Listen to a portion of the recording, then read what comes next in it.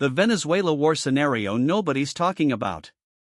Let me take you back to March 14, 2024, a date that, on the surface, seemed unremarkable.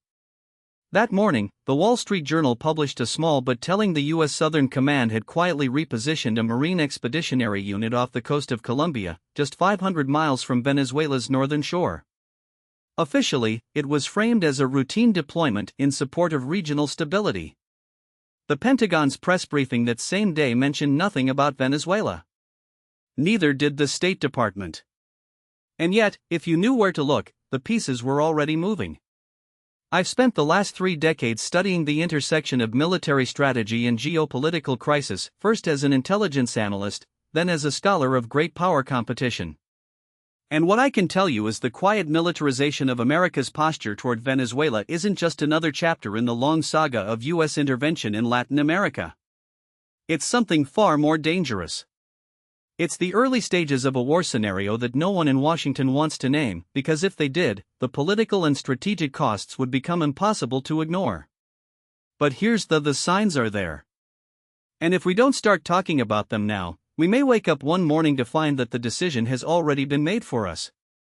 The official what they want you to believe. The story the Biden administration and much of the mainstream media has been selling is one of measured restro. Venezuela, they say, is a humanitarian disaster, a failed state run by a dictator who has rigged elections, jailed opponents, and driven millions into exile. The U.S. has imposed sanctions, recognized an alternative government under Juan Guaidó, and provided limited support to opposition groups. But beyond that, the message is the United States has no appetite for military intervention. We are not seeking conflict, Secretary of State Antony Blinken said in a press conference last year. Our focus is on diplomacy and economic pressure. The numbers seem to back this up. According to the Congressional Research Service, the U.S. has not conducted a single airstrike or deployed combat troops in Venezuela since the failed 2019 coup attempt. The Treasury Department's sanctions list includes Nicolas Maduro and his inner circle, but the measures are carefully targeted to avoid triggering a full economic blockade.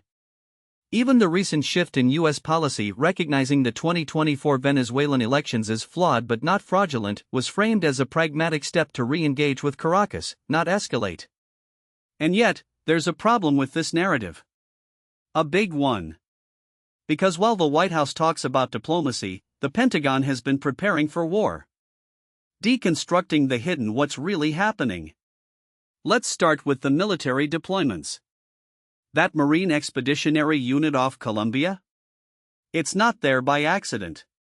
MIUs are rapid response forces designed for amphibious assaults, and their presence in the Caribbean is the first time in over a decade that the U.S. has positioned such a unit so close to Venezuela. Then there's the action of U.S. bases in Colombia, particularly at the Palancaro Air Base, which now hosts a rotating contingent of U.S. Air Force drones and Special Operations Forces.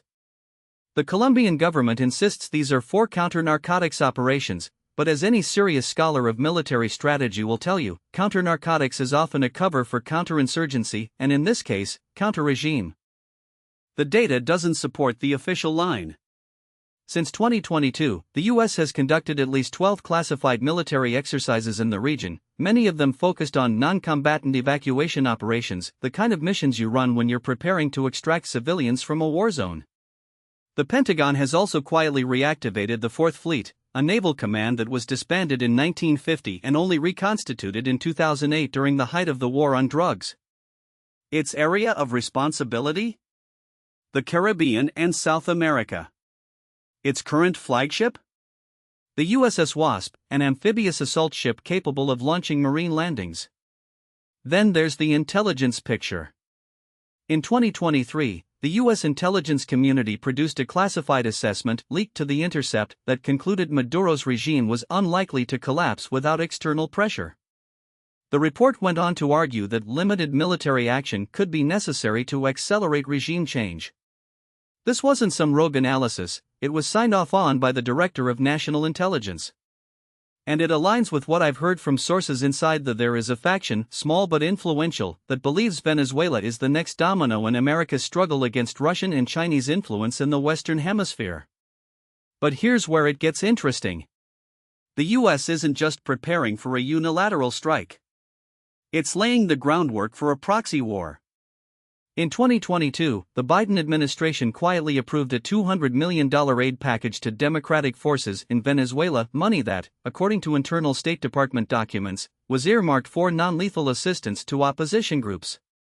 But as we saw in Syria and Ukraine, non-lethal aid has a way of becoming lethal very quickly. And in Venezuela's case, the opposition isn't just political, it's armed. Groups like the Fuerzas de Acciones Especiales, a paramilitary unit linked to Maduro's regime, have been clashing with opposition militias in the western states of Táchira and Zulia. These aren't just skirmishes. They're the early stages of a civil conflict that could be exploited by outside powers.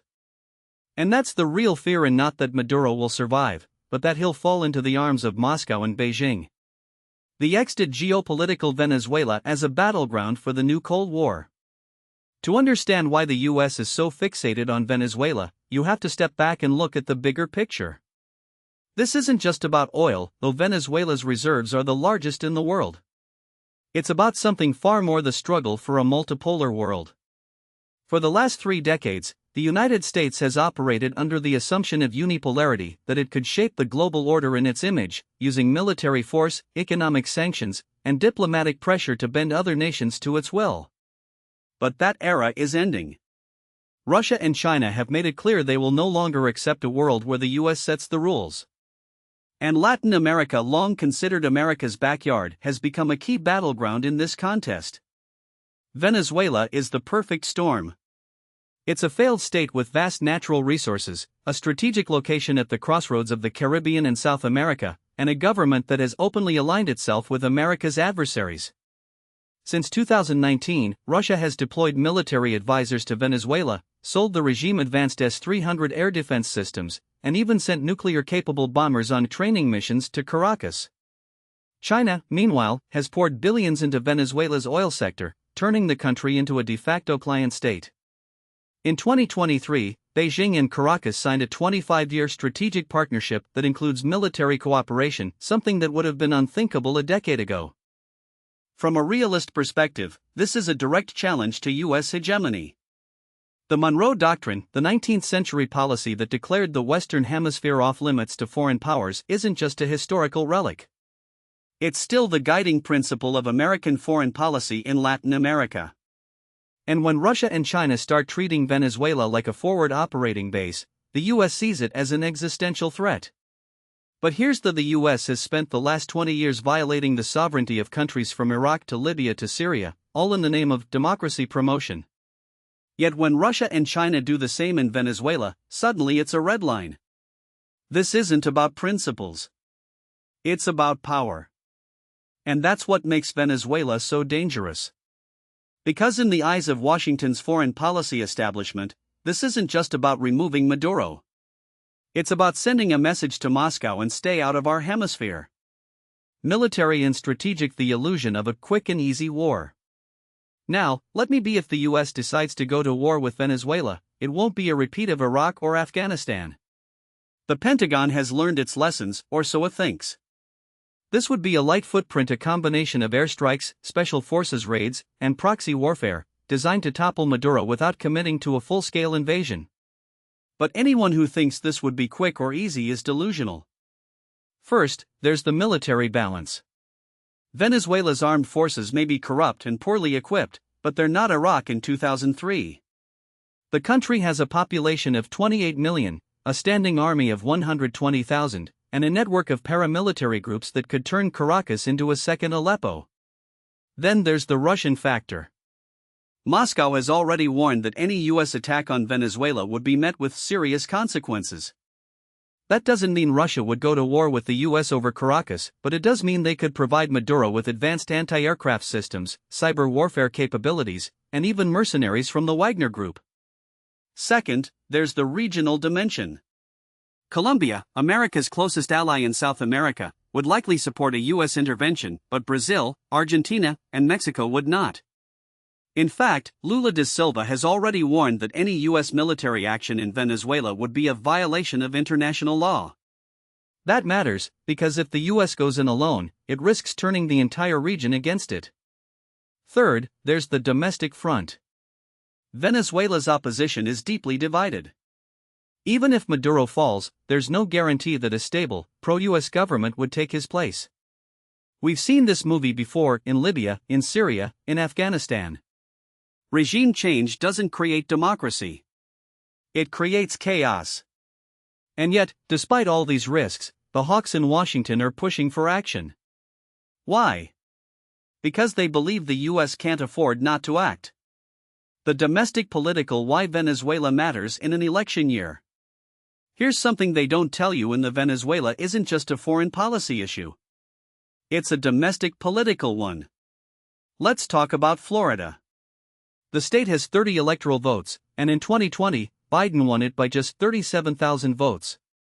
The Venezuelan American community in Florida is now over 500,000 strong, and they're overwhelmingly anti-Maduro.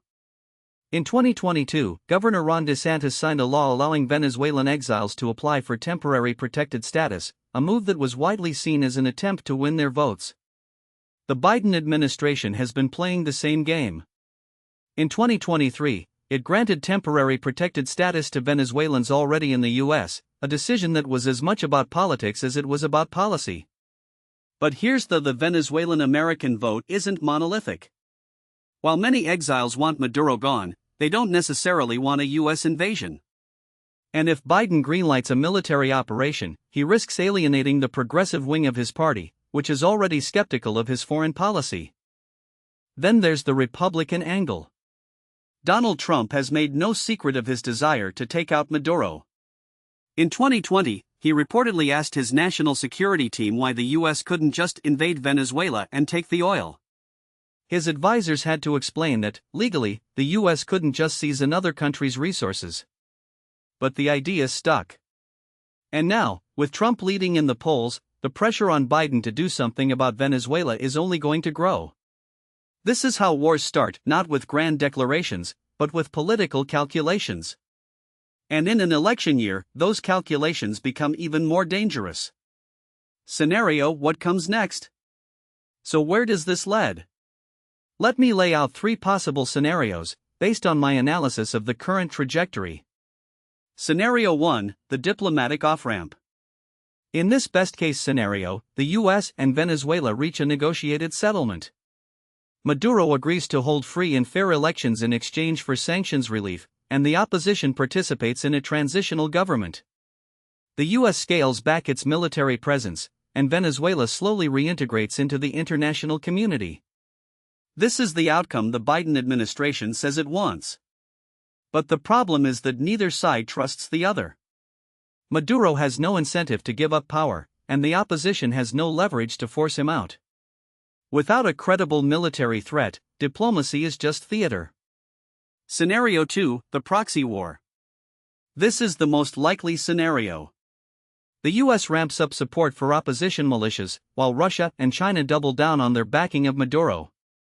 The conflict escalates into a low-intensity civil war, with the U.S. providing air support and special forces advisors, while Russia and China supply weapons and intelligence.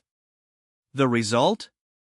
A prolonged, bloody stalemate, one that could destabilize the entire region. This is the Syria model. And it's the one the Pentagon is quietly preparing for. Scenario 3, the full-scale intervention. In this worst-case scenario, the U.S. launches a limited military strike, perhaps a decapitation attack on Maduro's inner circle, combined with airstrikes on military targets.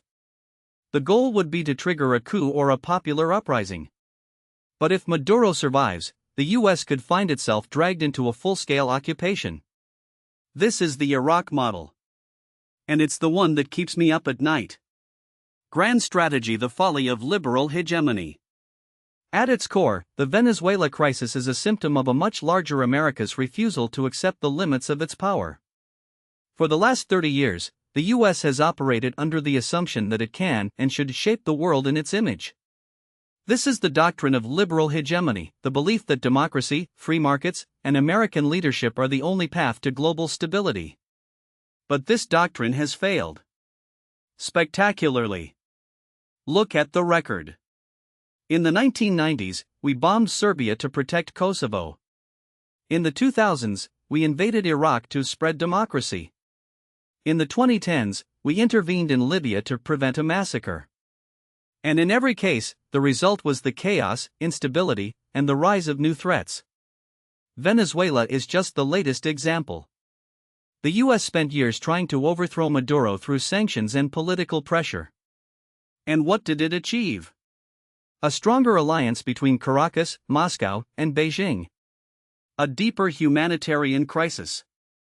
And a country that is now more unstable than ever. This is the pattern of empire decline. The British Empire tried to hold on to its colonies in the 20th century, only to bankrupt itself in the process. The Soviet Union tried to maintain its sphere of influence in Eastern Europe, only to collapse under the weight of its own contradictions. And now, the US is making the same mistake, trying to maintain a global order that is no longer sustainable. The question: how much longer can we keep this up? Alternatives and what we should do instead. So what's the alternative? If we reject military intervention, what's left? First, we need to accept that the US cannot and should not try to control every country in its hemisphere. Venezuela is a sovereign nation, and its people will ultimately decide its fate. That doesn't mean we have to like Maduro. But it does mean we have to accept that he's not going anywhere anytime soon. Second, we need to rethink our sanctions policy. The current approach, targeted sanctions on Maduro's inner circle, hasn't worked. If anything, it strengthened his grip on power by giving him a scapegoat for Venezuela's economic woes. Instead, we should offer sanctions relief in exchange for the release of political prisoners, the restoration of press freedoms, and the holding of free elections. Third, we need to engage with Russia and China not as adversaries, but as great powers with legitimate interests in the region. This doesn't mean giving them a free hand in Venezuela. But it does mean recognizing that we can't solve this crisis without their cooperation. Finally, we need to invest in diplomacy. The US has spent trillions on wars in the Middle East, but a fraction of that on diplomacy in Latin America. That needs to change. We need to rebuild our relationships with countries like Brazil, Mexico, and Argentina, countries that have a real stake in Venezuela's stability. This isn't about appeasement. It's about realism. And it's the only way to avoid another disastrous war. Reflective the power of an informed citizenry. Let me leave you with the most dangerous wars are the ones that start quietly. No one in Washington is going to stand up and say, "We're invading Venezuela." Instead, it will happen in a drone strike here, a special forces raid there, a proxy war that spirals out of control. And by the time the public realizes what's happening, it will be too late. That's why it's so important to pay attention now. To question the official narrative. To demand answers from our leaders. Because in a democracy, the ultimate check on government overreach isn't the courts or the media, it's an informed citizenry. Venezuela isn't just a foreign policy issue. It's a test of whether we've learned anything from the last 20 years of war. And right now, the signs aren't good. But it's not too late to change course. If we start talking about this now, if we demand a different approach, we can still avoid the next disaster. The question: will we? Now, what most people don't realize is that the Venezuela crisis isn't just a political or economic problem, it's a military one, and it's already unfolding in slow motion. The Pentagon has been quietly repositioning assets in the region for years, not because they're planning an invasion tomorrow, but because they're preparing for the possibility of one. And that preparation itself is part of the problem. Let me explain why this matters. In 2019, the U.S. Southern Command conducted Operation Fuerzas Aliadas, a massive military exercise in Colombia that involved 11,000 troops from 18 countries. The official line was that it was about counter-narcotics and humanitarian assistance.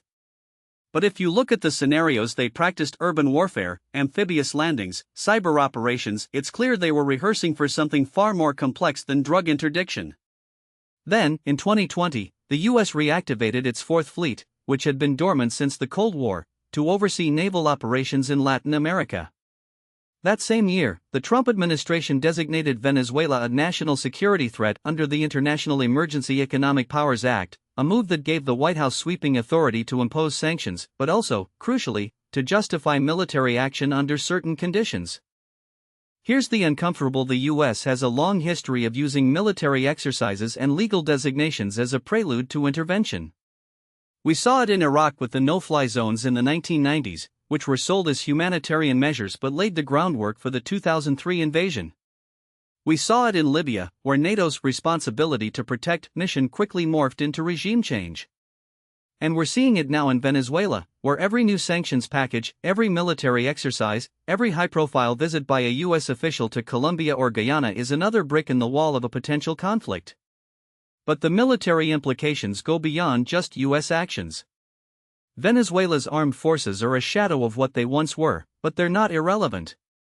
The country has around 120,000 active duty troops, a mix of conventional forces and irregular militias known as the colectivos. These groups, which operate with impunity in many parts of the country, are armed and trained by the Maduro regime not just for domestic repression, but as a potential guerrilla force in the event of an invasion. If the US or a coalition of Latin American countries were to launch a military operation, they wouldn't just be fighting a conventional army. They'd be facing a hybrid, a mix of regular troops, paramilitaries, and potentially even foreign fighters. And that's where Russia and China come in. Both countries have deepened their military ties with Venezuela in recent years, not out of altruism, but because they see the country as a strategic foothold in the Western Hemisphere. Russia has sold Venezuela billions of dollars worth of arms, including Sukhoi fighter jets, T-72 tanks, and S-300 air defense systems.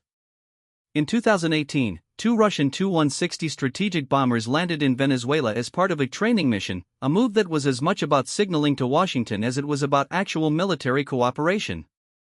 China, meanwhile, has provided Venezuela with drones, radar systems, and cybersecurity technology.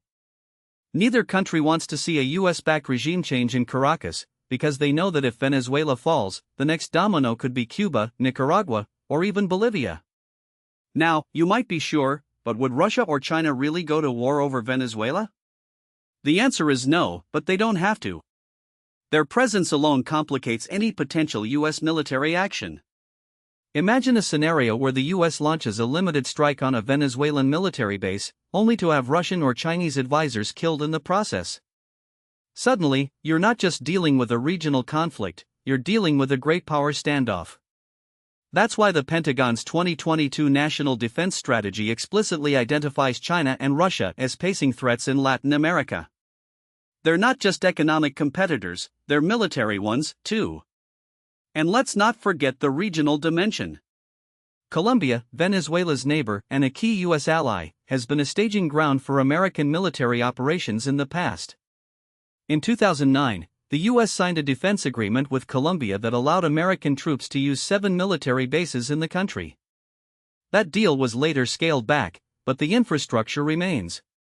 If the U.S. were to launch a military operation against Venezuela, Colombia would almost certainly be involved, whether as a logistical hub, a staging area, or even a direct partisan. But Colombia is also deeply divided over the issue. President Gustavo Petro, who took office in 2022, has pursued a policy of total peace with Venezuela, reopening the border and restoring diplomatic relations. A US-led intervention would put him in an impossible either side with Washington and risk alienating his own base, or oppose the US and risk losing American support. Then there's Brazil. Under Jair Bolsonaro, Brazil was a vocal critic of Maduro and a potential partner in any US-led effort. But under Luiz Inácio Lula da Silva, Brazil has taken a more neutral stance, refusing to recognize Juan Guaidó as Venezuela's legitimate leader and pushing for dialogue instead of confrontation. Lula has made it clear that he opposes any military intervention in Venezuela, and he has the regional clout to make that position stick. If the US were to act without Brazil's support, it would risk fracturing the already fragile unity of Latin American nations. So what does all this mean?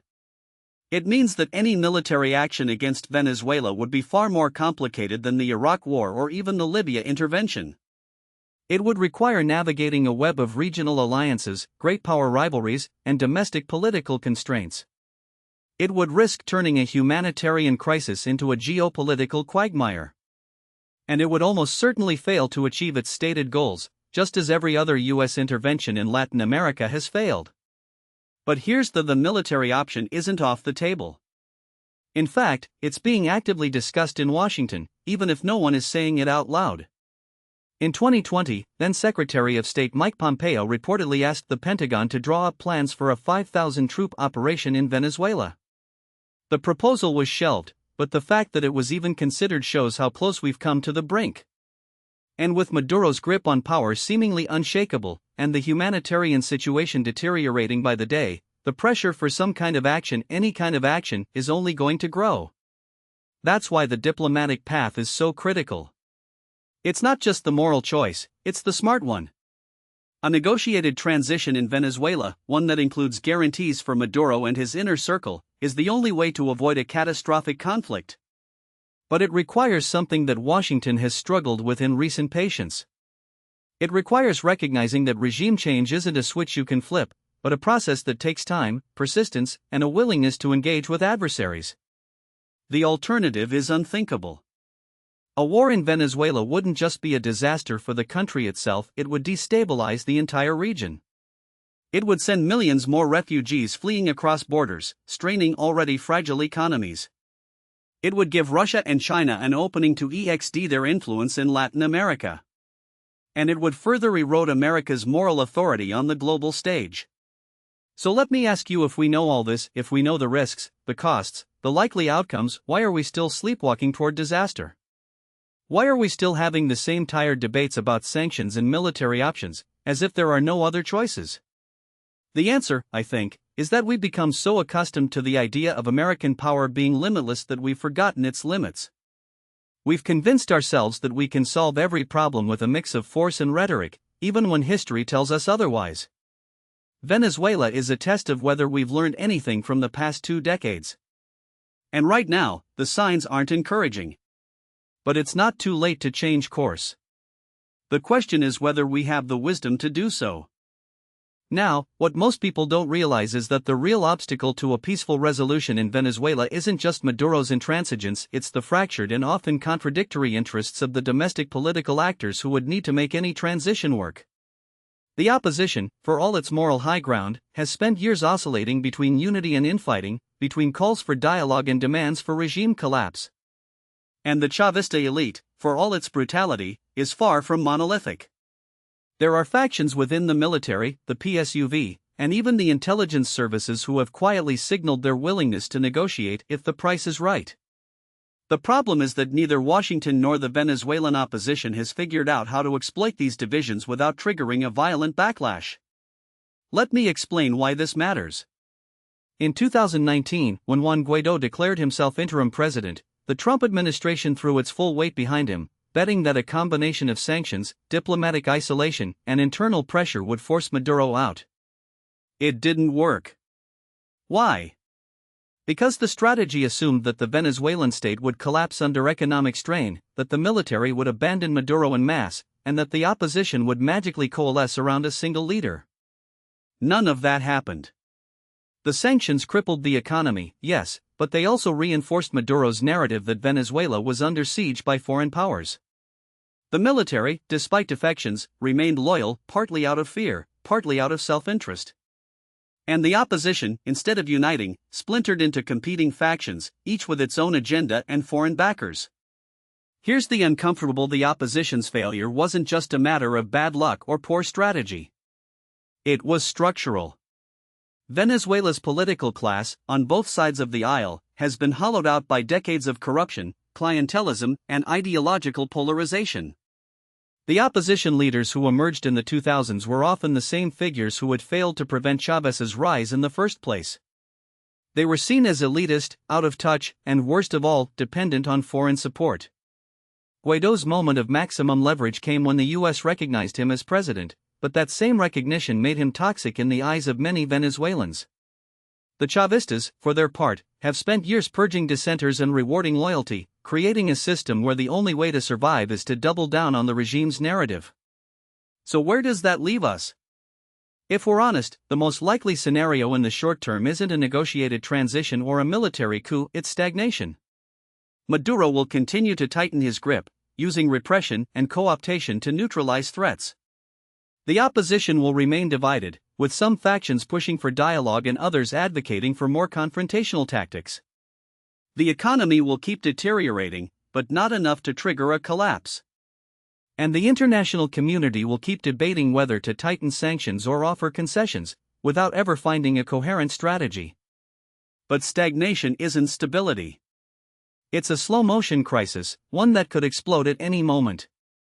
The question is, what would trigger that explosion? A military mutiny? A mass protest movement that the regime can't contain? A miscalculation by Maduro or his inner circle? Any of these could happen, and if they do, the US and its allies will be faced with the same dilemma they've been avoiding. Do they intervene, or do they stand by and watch as Venezuela descends into chaos? The answer, I think, lies in understanding that the domestic political dynamics in Venezuela are far more complex than the binary narratives we've been fed. Maduro isn't just a dictator clinging to power, he's the head of a deeply entrenched system that has survived for 2 decades by adapting to crises. The opposition isn't just a group of democratic heroes, it's a fragmented coalition with competing interests and little popular trust. And the military isn't just a monolithic bloc, it's a collection of factions with different loyalties and different thresholds for risk. If we want to avoid war, we need to stop thinking in terms of regime change and start thinking in terms of regime evolution. That means engaging with the factions within Chavismo that are open to negotiation, even if we find them distasteful. It means pressuring the opposition to unite around a realistic transition plan, rather than a maximalist demand for Maduro's immediate ouster. And it means accepting that any solution will require painful compromises, amnesties for human rights abusers, economic concessions to the military, and a role for Chavismo in a post-Maduro Venezuela. This isn't appeasement. It's realism. The alternative is a conflict that no one wants but everyone is sleepwalking toward. And if that happens, the consequences won't just be felt in Venezuela, they'll reverberate across Latin America, reshaping the region's politics for decades to come. The question is whether we have the foresight to prevent it. Now, what most people don't realize is that this isn't just about Venezuela, it's about the future of U.S. grand strategy in Latin America. For decades, Washington has operated under the assumption that the region's stability depends on the containment of leftist movements, whether through economic pressure, covert operations, or outright military intervention. But that playbook is obsolete. The Cold War is over, China is the new rival, and the old binary of democracy versus communism no longer holds. Yet here we are, still trapped in the same mental framework, still treating Venezuela as if it were Nicaragua in the 1980s or Chile in 1973. Let me explain why this matters. The Biden administration, like its predecessors, has oscillated between two bad escalating sanctions to the point of economic strangulation or offering half-hearted negotiations that go nowhere. Neither approach works because neither acknowledges the fundamental truth about Venezuela. The country is already in a state of low-intensity conflict, one that could tip into something far worse if we're not careful. The question isn't whether Venezuela will collapse, it already has, in slow motion. The question is whether that collapse will be managed or catastrophic. Here's the uncomfortable: the most likely path to war in Venezuela isn't a deliberate decision by Maduro to invade Colombia or Guyana, or a U.S. military intervention under some pretext of restoring democracy. It's a cascade of miscalculations, each one feeding into the next until the situation spirals out of control. Imagine this: a major protest in Caracas turns violent, the National Guard cracks down with lethal force, and a faction of the military, perhaps one of the mid-level officers who've been quietly disillusioned with Maduro, decides to defect. The regime, fearing a coup, orders a purge of the armed forces. Some units resist, others comply, and suddenly you have a civil war within the military itself. The opposition, sensing an opportunity, calls for international intervention. The U.S., under domestic pressure to do something, deploys a limited number of troops to secure oil facilities or protect American citizens. Maduro, backed into a corner, turns to Russia or Iran for military support. And just like that, you have a proxy war on the South American continent, with Venezuela as the battleground. This isn't some far-fetched doomsday scenario. It's exactly how conflicts like Syria or Libya began, with a spark, a miscalculation, and a failure of diplomacy. The difference is that Venezuela is far more strategically important than either of those countries. It sits on the world's largest oil reserves. It shares a border with Colombia, a key U.S. ally. And it's a critical node in the global drug trade, with ties to Mexican cartels, Russian intelligence, and Iranian-backed militias. If Venezuela implodes, the shockwaves won't stop at its borders. They'll destabilize the entire region, from the Caribbean to the Andes. So what's the alternative? The first step is to stop pretending that the status quo is sustainable. The second is to recognize that the only way out of this mess is through a negotiated transition, one that doesn't require Maduro to step down immediately but creates a pathway for him to do so without fearing prosecution or exile. That means offering credible guarantees to the military and the Chavista elite, including amnesties for certain crimes and a role in a post-transition government. It means working with regional partners like Brazil and Mexico, who have more leverage with Maduro than the US does, to broker a deal. And it means accepting that the opposition will have to make painful concessions, too, like recognizing that Chavismo isn't going to disappear overnight and that any transition will have to include some of its figures. This isn't about rewarding Maduro or betraying the Venezuelan people. It's about preventing a war that would make the current crisis look like a footnote in history. The problem is that none of this fits neatly into the narratives that dominate Washington or Miami. For the hardliners in the US, any negotiation with Maduro is a betrayal of democratic values. For the opposition, any deal that doesn't result in Maduro's immediate ouster is a surrender. And for the Chavistas, any concession is a threat to their survival. That's why we're stuck in this limbo, where everyone is waiting for someone else to blink first. But here's the thing about it's not a permanent state. Sooner or later, something gives. And when it does, we'll wish we'd had the foresight to prepare for the fallout. The question is whether we'll learn from history or repeat it. Venezuela isn't Cuba in 1962 or Iraq in 2003. It's a unique crisis, one that requires a unique solution. The longer we pretend otherwise, the closer we get to a war that no one wants but everyone will pay for.